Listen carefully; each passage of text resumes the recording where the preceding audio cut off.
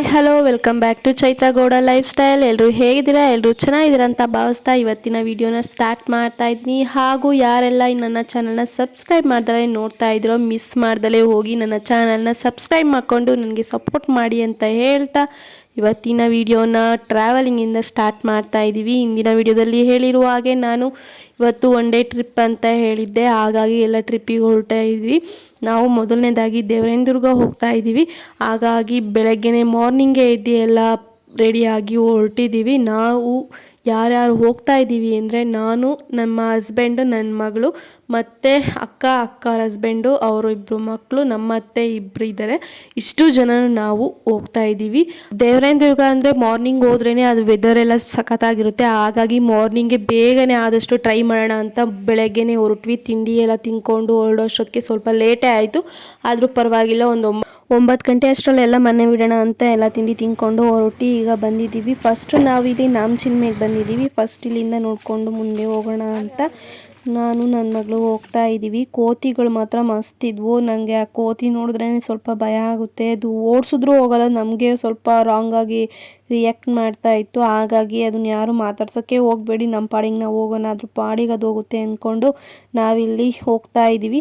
First ಇಲ್ಲಿ ticket ತೊಗೊಬೇಕು. ಹಾಗಾಗಿ ಅಣ್ಣ ಮತ್ತು ನನ್ನ ಹಸ್ಬೆಂಡು ಇಬ್ಬರು ಅಲ್ಲಿ ಟಿಕೆಟ್ ಕೌಂಟ್ರಲ್ಲಿ ಇದ್ದರು. ನಾವು ಮುಂದೆ ಹೋಗ್ತಾ ಇದ್ವಿ. ನೋಡ್ತಾ ಇರ್ಬೋದು ಕೋತಿ ಎಷ್ಟೊಂದಿದೆ, ಅದಕ್ಕೆ ಭಯನೇ ಇಲ್ಲ ಮನುಷ್ಯರು ಅನ್ನೋದು. ತುಂಬಾ ಓಡಾಡ್ತಾ ಇದ್ವು ಅಲ್ಲಿ.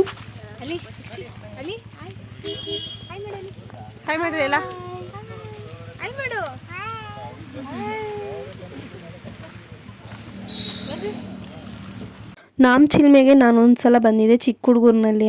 ಅದಷ್ಟೊಂದು ಮೆಮೊರಿ ನನಗಿಲ್ಲ, ಬಂದಿದೆ ಅನ್ನೋದಷ್ಟೇ ಜ್ಞಾಪನಕ್ಕಿರೋದು. ಆದರೆ ಇಲ್ಲಿ ನಾನು ತುಂಬ ಅನಿಮಲ್ಸ್ ಇದ್ದಾವೆ ಅಂತ ಈಗಲೂ ಕೂಡ ಅಂದ್ಕೊಂಡಿದ್ದೆ, ನನಗೆ ಗೊತ್ತಿರಲಿಲ್ಲ. ಇಲ್ಲಿಗೆ ಬಂದಮೇಲೆ ನನಗೂ ಗೊತ್ತಾಗಿದ್ದು ಇಲ್ಲಿ ಬರೀ ಜಿಂಕೆ ಅಷ್ಟೇ ಇರೋದು ನೋಡೋದಕ್ಕೆ ಅಂತ. ನಾನು ತುಂಬ ಅನಿಮಲ್ಸ್ ಇರುತ್ತೆ, ಝೂ ಥರ ಮಾಡಿರ್ತಾರೆ ಅಂತ ಅಂದ್ಕೊಂಡು ಬಂದಿದ್ದು. ಅದು ಇವಾಗ ನನಗೆ ಗೊತ್ತಾಗಿದ್ದು. ನೀವು ಕೂಡ ಹೋಗಿದ್ದೀರಾ, ಈ ಪ್ಲೇಸ್ ಬಗ್ಗೆ ನಿಮಗೂ ತಿಳಿದಿದೆಯಾ ಅಂತ ಕಮೆಂಟ್ ಮಾಡಿ. ಇದು ಬಂದು ನಾನು ಸೆಕೆಂಡ್ ಟೈಮ್ ಬರ್ತಾ ಇರೋದು ಈ ಪ್ಲೇಸ್ಗೆ. ತುಂಬಾ ಜಿಂಕೆ ಇದ್ವು, ಅದ್ರ ಜೊತೆಗೆ ಪಕ್ಕದಲ್ಲೇ ಕೋತಿ ಕಾಟನೂ ಕೂಡ ಇತ್ತು. ಹಾಗಾಗಿ ಸ್ವಲ್ಪ ತಲೆ ನಿಂತ್ಕೊಂಡು ಮುಂದೆ ನೋಡೋಣ ಅಂತ ಮುಂದೆ ಎಲ್ಲ ಹೊರಟ್ವಿ.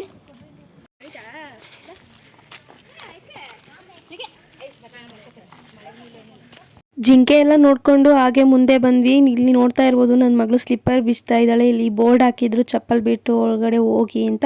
ಆದರೆ ನನ್ನ ಮಗಳಿಗೆ ಹೇಳ್ತಾ ಇದ್ದೆ, ಏನು ಬೇಡ ಬಾ ಮಗಳೇ ಶೂ ಹಾಕಿದ್ಯಾ ಅಂತ. ಆದರೆ ಅವಳಿಲ್ಲ, ಎಲ್ಲರೂ ಬಿಚ್ಚಿದ್ದೀರಾ, ನಾನು ಚಪ್ಪಲ್ಸ್ನ ಬಿಚ್ತೀನಿ ಅಂತ ಅವಳೆ ಕೂತ್ಕೊಂಡು ಪಾಪ ಕಷ್ಟ ಪಡ್ಕೊಂಡು ಆ ಸ್ಲಿಪ್ಪರ್ನು ಕೂಡ ಬಿಚ್ತಾ ಇದ್ದಾಳೆ. ಈ ಪ್ಲೇಸ್ಗೆ ಒಂದು ಸ್ಟೋರಿ ಕೂಡ ಇದೆ, ಅದನ್ನ ನಮ್ಮ ಮನೆಯವ್ರಿಗೆ ಹೇಳಿ ಅಂತ ಹೇಳ್ತಾ ಇದ್ರೆ, ಆದರೆ ಅವರು ನಾಚ್ಕೊಂಡು ಹೇಳಲಿಲ್ಲ. ಹಾಗಾಗಿ ನಾನೇ ಇಲ್ಲಿ ಹೇಳ್ತಾ ಇದ್ದೀನಿ. ಇದ್ರ ಹೆಸರು ನಾಮದ ಚಿಲುಮೆ ಅಂತ. ಇದು ನಾಮದ ಚಿಲುಮೆ ಅಂತ ಹೆಸರು ಹೇಗೆ ಬಂತು ಅಂದರೆ, ದೇವರಾಯನದುರ್ಗದಲ್ಲಿ ರಾಮ ಲಕ್ಷ್ಮಣ ಸೀತೆ ಕೆಲ ಕಾಲ ವನವಾಸ ಇದ್ರಂತೆ. ಹಾಗಾಗಿ ಇಲ್ಲಿ ವನವಾಸ ಇದ್ದ ಸಮಯದಲ್ಲಿ ಒಂದಿನ ಬೆಳಗ್ಗೆ ರಾಮನಿಗೆ ನಾಮ ಇಡಲು ನೀರನ್ನು ಹುಡುಕಿದಾಗ ಎತ್ತಲು ಸಿಗಲಿದ್ದ ಕಾರಣ ರಾಮ ಕೂತಿದ್ದ ಜಾಗದಲ್ಲೇ ಬಂಡೆಯ ಮೇಲೆ ತನ್ನ ಬಾಣವನ್ನು ಹೂಡಿ ನೀರನ್ನು ಚಿಮುಕಿಸುತ್ತಾನೆ. ಆ ನೀರಿನಿಂದ ರಾಮ ನಾಮವನ್ನು ಇಡುತ್ತಾನಂತೆ. ಆಗಿನಿಂದ ಈ ಜಾಗವನ್ನು ನಾಮದ ಚಿಲುಮೆ ಎಂದು ಕರೆಯಲಾಗಿದೆ. ಈ ನೀರು ಅವತ್ತು ಉಕ್ತಾ ಇರೋದು, ಇಲ್ಲಿವರೆಗೂ ನಿಂತಿಲ್ಲ. ಇದು ಈ ಜಾಗದ ಸ್ಟೋರಿ ಆಗಿರುತ್ತೆ. ಹಾಗೂ ನೀವೆಲ್ಲ ಹೋಗಿದ್ದೀರಾ, ಇದ್ರ ಬಗ್ಗೆ ತಿಳ್ಕೊಂಡಿದ್ದೀರಾ ಅಂತ ಕಮೆಂಟ್ ಮಾಡಿ. ಹಾಗೂ ಇನ್ನು ಯಾರು ಹೋಗಿಲ್ಲ ಒಂದ್ಸಲ ಹೋಗಿ ವಿಸಿಟ್ ಮಾಡಿ. ಒನ್ ಡೇಯಲ್ಲಿ ಹೋಗಿ ಬರೋವಂಥ ಪ್ಲೇಸಸ್ ತುಮಕೂರಲ್ಲಿ ತುಂಬಾ ಇದೆ. ನೀವು ಕೂಡ ಟ್ರಾವೆಲ್ ಮಾಡ್ಬೋದು, ಹೋಗಿ ನೋಡ್ಕೊಂಡು ಬನ್ನಿ. ಹಾಗೆ ಇಲ್ಲಿ ಪಕ್ಷಿಧಾಮ ಇತ್ತು. ಸಲೀಂ ಅಲಿ ಅನ್ನೋರು ಇಲ್ಲಿ ಸ್ವಲ್ಪ ಕೆಲ ಕಾಲ ಪಕ್ಷಿಗಳ ಬಗ್ಗೆ ಸಂಶೋಧನೆ ಮಾಡಿದ್ರಂತೆ. ಅವ್ರ ನೆನಪಿಗಾಗಿ ಇದೊಂದು ಮನೆ ಕೂಡ ಕಟ್ಟಿದ್ದಾರೆ. ಅಲ್ಲಿಗೂ ಹೋಗಿ ಸ್ವಲ್ಪ ಇನ್ಫಾರ್ಮೇಷನ್ ಎಲ್ಲ ನೋಡಿಕೊಂಡು, ಸುತ್ತಲೂ ಗ್ರೀನರಿ ಇರೋದ್ರಿಂದ ನೋಡೋಕ್ಕೂ ತುಂಬಾ ಚೆನ್ನಾಗಿರುತ್ತೆ. ಈ ಟೈಮಲ್ಲಿ ನೋಡೋದಕ್ಕೆ ಈ ಪ್ಲೇಸ್ ತುಂಬಾ ಚೆನ್ನಾಗಿರುತ್ತೆ.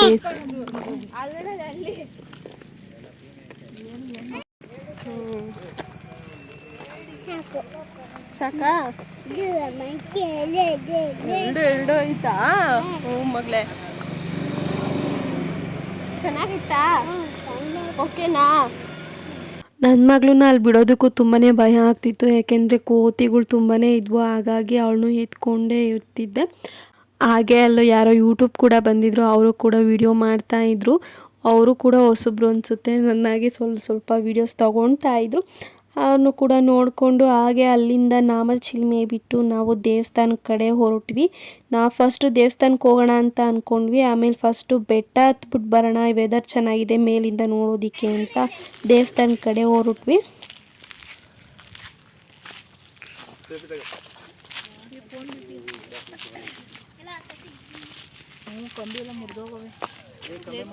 ನೀವು ನೋಡ್ತಾ ಇರ್ಬೋದು ಗ್ರೀನರಿ ಮಾತ್ರ ತುಂಬಾ ಚೆನ್ನಾಗಿದೆ. ಇಲ್ಲಿ ಹೋಗ್ತಾ ಪ್ಲೇಸ್ ಇರುತ್ತೆ, ಇಲ್ಲಿ ಫೋಟೋಸ್ಗೆಲ್ಲ ಮಾಡ್ಕೊಂಡಿದ್ದಾರೆ. ಹಾಗಾಗಿ ಇಲ್ಲಿ ಫೋಟೋಸ್ ತಗೊಳ್ಳೋಣ ನಿಲ್ಲಿಸಿ ಅಂತ ಅಣ್ಣಂಗೆ ಹೇಳಿದ್ವಿ. ಹಾಗಾಗಿ ಫೋಟೋ ಕೂಡ ತಗೊಳ್ತಾ ಇದ್ವಿ. ಗ್ರೀನರಿ ನೋಡಿ ತುಂಬಾ ಚೆನ್ನಾಗಿದೆ. ಆದರೆ ಇಲ್ಲಿ ಮಾಡಿರೋ ಫೆಸಿಲಿಟಿ ಮಾತ್ರ ತುಂಬಾ ವರ್ಸ್ಟ್ ಆಗಿದೆ. ಯಾರು ಕೂಡ ಕಂಬಿ ಇಟ್ಕೊಂಡು ಅಲ್ಲಿ ಫೋಟೋಸ್ನ ತಕ್ಕೊಬೇಡಿ.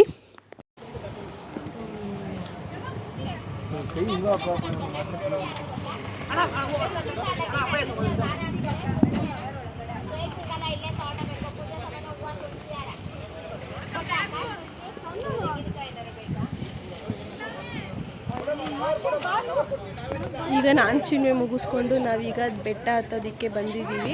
ದೇವರಾಯನದುರ್ಗದಲ್ಲಿದ್ದೀವಿ. ಈಗ ಮೇಲೆ ಬೆಟ್ಟ ಹತ್ತೋಕೆ ಹೋಗಬೇಕು. ನೋಡು ವೆದರ್ ನೋಡ್ತಾ ಇದ್ದೀವಿ ಎಷ್ಟು ಚೆನ್ನಾಗಿದೆ, ತುಂಬಾ ಇಂಪಾಗಿದೆ. ಬನ್ನಿ ಮೇಲೆ ಹೊತ್ತನ ಹೇಗಿದೆ ಅಂತ ನೋಡ್ಕೊಂಡು ಬರೋಣ.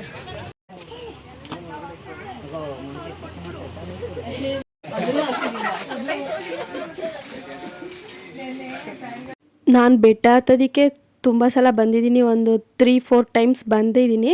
ಆದರೆ ಇದು ಫ್ಯಾಮಿಲಿ ಜೊತೆ ಫಸ್ಟ್ ಟೈಮ್ ಅಂತಲೇ ಹೇಳ್ಬೋದು. ನನ್ನ ಮದುವೆಗೂ ಮುಂಚೆ ನನ್ನ ಹಸ್ಬೆಂಡು ಫಸ್ಟು ಜಾಗಕ್ಕೆ ಕರ್ಕೊಂಡು ಹೋಗಿದ್ದು ಈ ಪ್ಲೇಸ್ ಅಂತಲೇ ಹೇಳ್ಬೋದು. ಇಬ್ಬರು ಒಂದು ಸಲ ಬಂದು ಬೆಟ್ಟ ಹತ್ಕೊಂಡು ಹೋಟೆಲ್ಗೆ ಹೋಗಿ ಎಲ್ಲ ಹೋಗಿದ್ವಿ. ಅದು ಕೂಡ ನೆನಪಾಗ್ತಾಯಿತ್ತು. ಅದೇ ಲಾಸ್ಟ್ ಟೈಮು ನಾನು ಬಂದಿದ್ದು. ಇದು ಮದುವೆಗಿಂತ ಮುಂಚೆ ಬಂದಾದಮೇಲೆ ಇದೇ ಫಸ್ಟ್ ಟೈಮ್ ಬರ್ತಾ ಇರೋದು.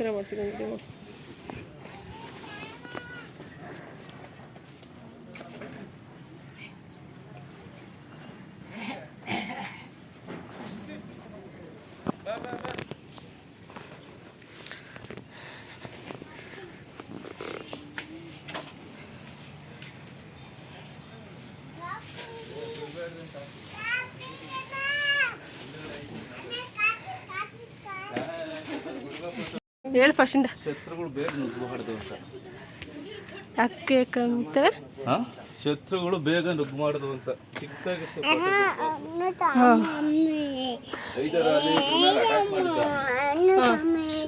ಅವಾಗ ಎಷ್ಟೋ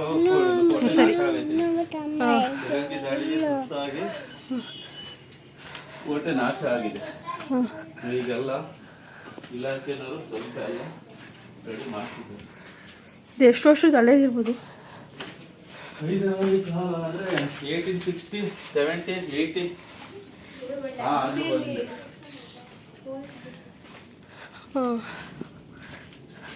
ಪುಟ ಆಡ್ ಮಾಡ್ತಾರೆ.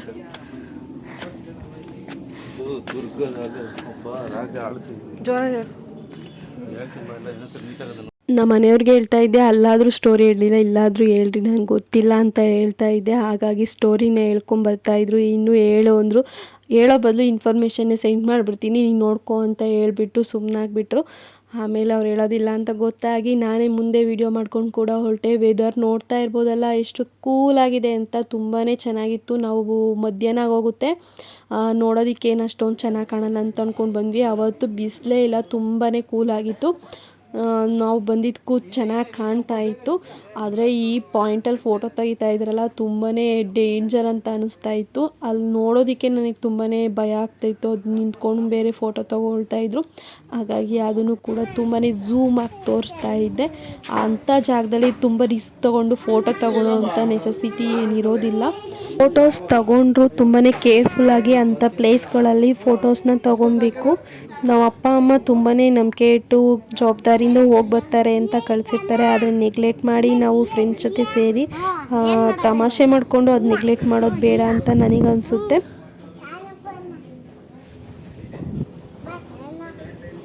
ಬೇಡ ಬಾ, ಸ್ನಾನ ಮಾಡೋಕ್ಕೆ ಈಗ ಹೋಗ್ತೀಯಾ? ಸ್ನಾನ ಮಾಡ್ಕೊಂಡು ಬಂದಿದೆಯಲ್ಲ, ಎಲ್ಲ ಜಾಗ ಕುತ್ಕೊಳ್ಳೋ ಹೋಗ್ತಾವ. ಸಾಕಾಯ್ತು.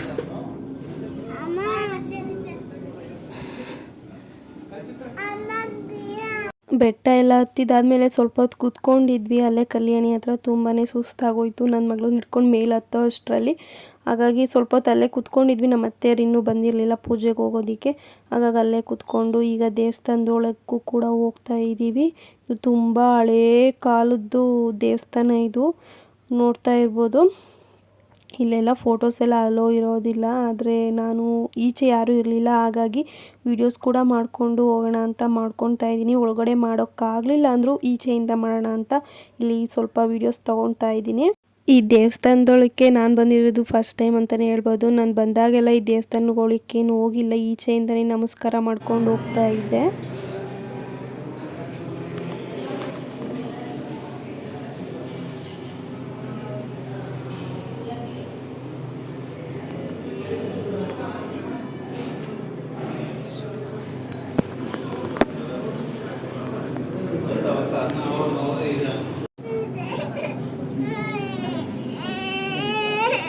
ಇನ್ನು ಪೂಜೆ ಎಲ್ಲ ಚೆನ್ನಾಗಾಯಿತು, ರಶ್ ಏನಿರಲಿಲ್ಲ, ತುಂಬಾ ಚೆನ್ನಾಗಿ ಪೂಜೆ ಎಲ್ಲ ಆಯಿತು. ದೇವ್ರ ಕೂಡ ದರ್ಶನ ಕೂಡ ತುಂಬಾ ಚೆನ್ನಾಗಿ ಮಾಡಿಕೊಂಡು ಅಲ್ಲಿಂದ ಈಚೆ ಬಂದ್ವಿ. ನನ್ನ ಮಗಳು ಅಲ್ಲಿ ಶೆಕೆ ಇರೋದ್ರಿಂದ ಅಳೋದಕ್ಕೆ ಸ್ಟಾರ್ಟ್ ಮಾಡಿಬಿಟ್ಲು. ಅವಳು ಕೆಳಗಡೆನೇ ಕೇಳಿದ್ಲು ಭತ್ತ ಹಣ್ಣು ಕೊಡಿಸು ಅಂತ. ಹಾಗಾಗಿ ಅಲ್ಲಿ ಸ್ವಲ್ಪ ಹಣ್ಣು ತಗೊಳ್ಳೋಣ ಅಂತ ಇಲ್ಲಿ ಹಣ್ಣು ತೊಗೊಳ್ತಾ ಇದ್ದೀನಿ. ನಮ್ಮ ಮನೆಯವರು ಸ್ವಲ್ಪ ಚುರುಮುರಿ ತೊಗೊಳ್ತಾ ಇದ್ದಾರೆ, ಇಳಿಯೋದಕ್ಕೆ ಎನರ್ಜಿ ಬೇಕಲ್ಲ, ಹಾಗಾಗಿ ಚುರುಮುರಿ ತೊಗೊಳ್ತೀನಮ್ಮ ಅಂದರು. ಹಾಗಾಗಿ ತೊಗೊಳ್ತಾ ಇದ್ದಾರೆ.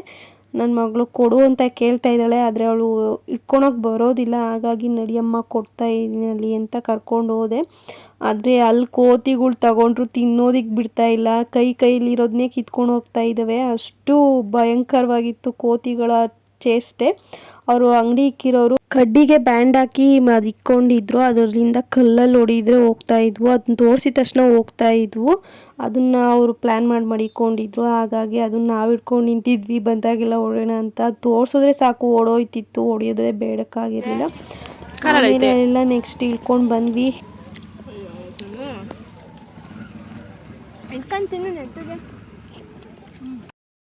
ಅಜ್ಜಿ ಎಲ್ಲ ತಿನ್ಕೊಂಡು ನೆಕ್ಸ್ಟ್ ನಾವು ಜರ್ನಿ ಸ್ಟಾರ್ಟ್ ಮಾಡ್ಕೊಂಡ್ವಿ. ಈ ಪ್ಲೇಸು ನೋಡ್ತಾ ಇದ್ರೆ ನಮ್ಮ ಅಕ್ಕ ಹೇಳ್ತಾ ಇದ್ರು ಅವರು, ಅದೇ ಧರ್ಮಸ್ಥಳ ಬರುತ್ತಲ್ಲ ಘಾಟು, ಆ ಥರ ಸಿಗುತ್ತೆ ಅಲ್ಲ ಇದು ಅಂತ. ಅಣ್ಣ ಮತ್ತು ಚಾಮುಂಡೇಶ್ವರಿ ಮೈಸೂರದ್ದು ಈ ಥರನೇ ಕಾಣೋದು ಕಣಮ್ಮ ಅಂತ ಹೇಳ್ತಾ ಇದ್ರು. ಹಾಗೆ ಮಾತಾಡಿಕೊಂಡು ಬಂದೇ ಬಿಟ್ವಿ ದೇವಸ್ಥಾನಕ್ಕೆ. ಇದು ದೇವಸ್ಥಾನ ನರಸಿಂಹಸ್ವಾಮಿ ದೇವಸ್ಥಾನ.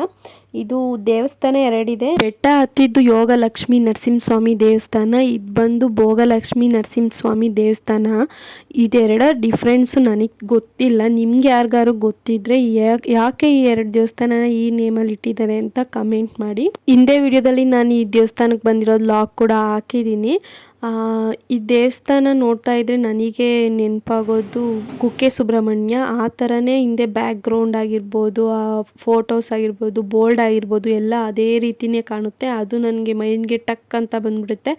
ಹಾಗೆ ಪೂಜೆ ಎಲ್ಲ ಮುಗಿಸ್ಕೊಂಡು ಅಲ್ಲಿ ಯಾವುದೇ ಕ್ಲಿಪ್ಪಿಂಗ್ಸ್ ಏನು ತೊಗೊಳ್ಳಿಲ್ಲ, ಅಲ್ಲಿ ಅಲೋ ಇರಲಿಲ್ಲ ಮೊಬೈಲು. ಹಾಗಾಗಿ ಊಟಕ್ಕೆ ಬಂದಿದ್ದೀವಿ ಈಗ.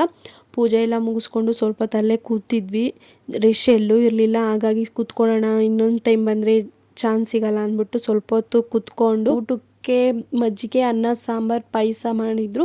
ಊಟ ಕೂಡ ತುಂಬಾ ಚೆನ್ನಾಗಿತ್ತು. ಊಟ ಮಾಡಿಕೊಂಡು ಅಲ್ಲಿಂದ ನಾವು ನೆಕ್ಸ್ಟ್ ಜರ್ನಿ ಸ್ಟಾರ್ಟ್. ಹಾಗೆ ಹೋಗ್ತಾ ದಾರಿಲಿ ನೀವು ಎತ್ತಿನೊಳೆ ಕಾಮಗಾರಿ ಕೂಡ ನೋಡ್ಬೋದು. ಇದು ಕೊಳ್ಕೆರೆ ಹತ್ರ ಮಾಡಿರುವಂಥದ್ದು.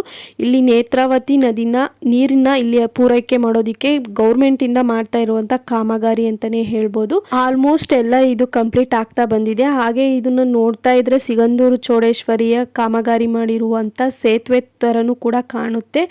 ಈ ಇನ್ಫಾರ್ಮೇಷನ್ನ ನಿಮಗೆ ತಿಳಿಸ್ತಾ ಮುಂದಿನ ವಿಡಿಯೋದಲ್ಲಿ ಗೋರ್ನಹಳ್ಳಿ ಟ್ರಾವೆಲ್ ಹೇಗಿರುತ್ತೆ ಅಂತ ತೋರಿಸ್ತೀನಿ. ಹಾಗೂ ಯಾರಿನ್ನೂ ನನ್ನ ಚಾನಲ್ನ ಸಬ್ಸ್ಕ್ರೈಬ್ ಮಾಡ್ದಲೇ ನೋಡ್ತಾ ಇದ್ದೀರೋ ಪ್ಲೀಸ್ ಎಲ್ಲರೂ ಹೋಗಿ ಚಾನಲ್ನ ಸಬ್ಸ್ಕ್ರೈಬ್ ಮಾಡಿಕೊಂಡು ನನಗೆ ಸಪೋರ್ಟ್ ಮಾಡಿ ಅಂತ ಹೇಳ್ತಾ ಇವತ್ತಿನ ವಿಡಿಯೋನ ಇಲ್ಲಿಗೆ ಮುಗಿಸ್ತಾ ಇದ್ದೀನಿ.